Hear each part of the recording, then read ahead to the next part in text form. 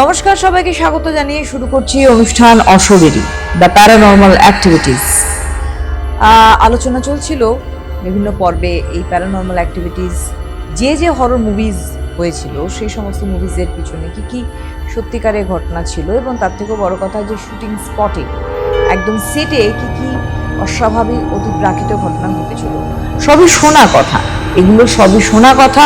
কারণ মুভিজ রিলিজের পর যখন সাক্ষাৎকার নেওয়া হয় ডিরেক্টর থেকে অভিনেতা অভিনেত্রীদের, তাদের যে অভিজ্ঞতা হয়েছে শুটিং করার সময়, সেই রকম অভিজ্ঞতাই তারা কিন্তু ক্যামেরার সামনে শেয়ার করেছিল, এমনই জানা যায়। দ্য কনজিউরিং অত্যন্ত জনপ্রিয় একটি হরর মুভি, দ্য কনজিউরিং।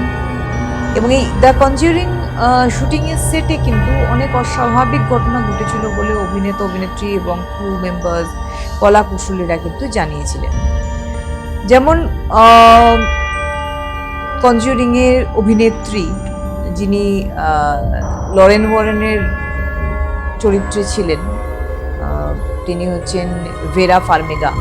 ভেরা ফার্মিগা অভিনেত্রী, উনি ফিল করেছিলেন যে যখন শুটিং চলছে, ওনার যে ডায়লগ থ্রো চলছে, ওনার যে মানে অংশগুলো চলছিল, শ্যুট হচ্ছিল, সেই সময় কোনো অস্বাভাবিক কিছু কোনো কিছু একটা এনার্জির উপস্থিতি, কেউ তাকে অনুসরণ করছে, কোনো ফিসফিসানির শব্দ উনি শুনেছিলেন। উনি বলেছিলেন যে সম্ভবত এটা মনে ভুলও হতে পারে। শুধু তাই না, উনি আরেকটা জিনিসও মার্ক করেছিলেন, সেটা হচ্ছে ওনার যে ল্যাপটপটি ছিল, সেই ল্যাপটপে 3টে আঁচড়ের দাগ ছিল, এবং ওনার শরীরেও সেই সেম 3টে আঁচড়ের দাগ ছিল। যদিও পরবর্তীকালে অনেক চেষ্টা করা হয়েছিল ওই স্ক্র্যাচেস সরিয়ে দেওয়ার, কিন্তু হয়নি। এবার দেখুন, ওনার প্রত্যেকটা হরর মুভির ক্ষেত্রে সেটটাকে তৈরি করা হয় সেভাবে, আমি বারংবার করে সেটা বলছি। এবং বিজ্ঞান বলছে যে হয়তো বা কোনো কারণে স্ক্র্যাচেস হয়ে গেছে, কারণ সেখানে একটা শুটিং চলছে কন্টিনিউয়াসলি, কোনো না কোনোভাবে প্রপস এদিক ওদিক হতেই পারে, দাগ চলে এসছে, সেটা একটা দিক। তারপরে এরকম ঘটনা অনেক দেখা গিয়েছে অন্যান্য কলাকুশলীদের ক্ষেত্রে, অভিনেতা অভিনেত্রীদের ক্ষেত্রে। যেমন অবশ্যই জয়ী কিং এর কথা বলবো, অভিনেত্রী জয়ী কিং অদ্ভুতভাবে যখনই উনি শুটিংয়ে যেতেন, যখনই ওনার শর্ট থাকতো, তখনই ওই জয়ী কিং এর গায়ে হাত পায়ে অদ্ভুতভাবে কালশিটে পড়া শুরু করে।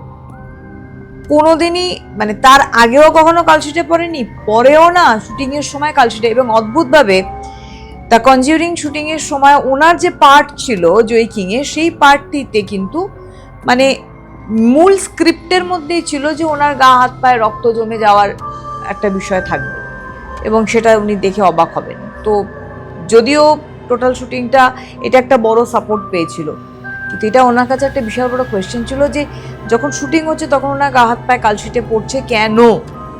এটা জয়ী কিং কিন্তু একটা প্রশ্নচিহ্ন রেখেছিলেন কেন হয়েছিল।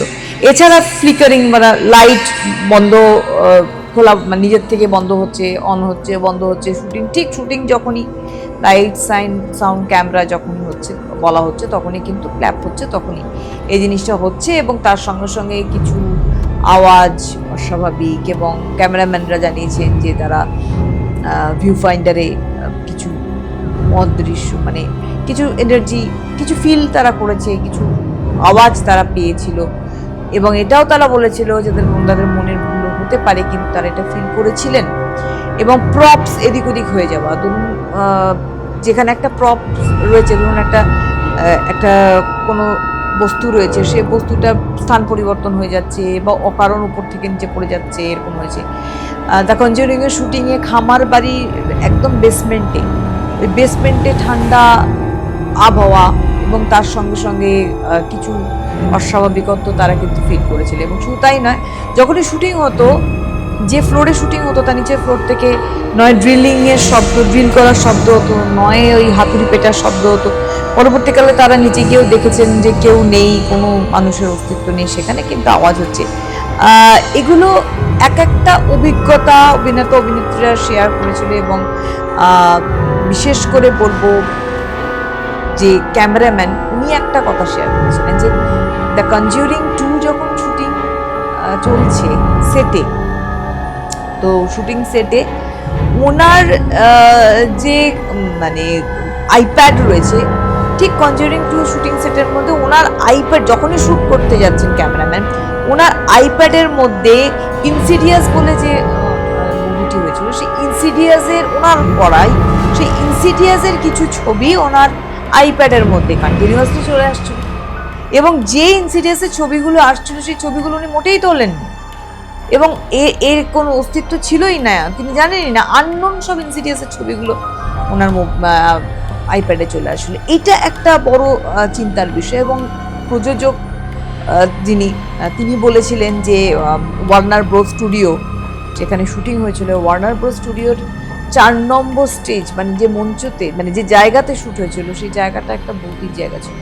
একটা শরীর ভারী হয়ে যাওয়া, একটা অস্বস্তি ফিল করা, এবং আরেকটা কথাও বলবো যে যেমন লরেন ওয়ারেনের ক্যারেক্টারে ছিলেন ভেরা ফার্মেগা, এবং তার সঙ্গে সঙ্গে ঠিক তার এড ওয়ারেনের চরিত্রেও একজন অভিনেতা অভিনয় করেছিলেন, এবং তিনিও কিন্তু প্যাট্রিক উইলসন শুটিংয়ের সময় তার কিন্তু বেশ কিছু অস্বস্তিকর পরিবেশ হয়েছিল, এবং তিনি ফিল করেছে, মানে তিনি অভিনয় করতে গিয়ে এক সময় এমনও হয়েছে তিনি থেমে গিয়েছিলেন, তার অসুবিধা হচ্ছে, অস্বস্তি হচ্ছে, একটা কিছু প্রেজেন্স তিনি ফিল করেছেন, এবং তিনি সেটা তার ডিরেক্টরকে শেয়ার করেছিলেন যে আমি শুটিংটা করতে পারছি না। এবং অদ্ভুতভাবে দ্য কনজিউরিং শুটিং সেটে কোনো কুকুর একটা সারমেও কেউ ঢুকাতে পারতো না, ওখানে কোনো সারমেও ঢুকতোই না, যখনই শুটিং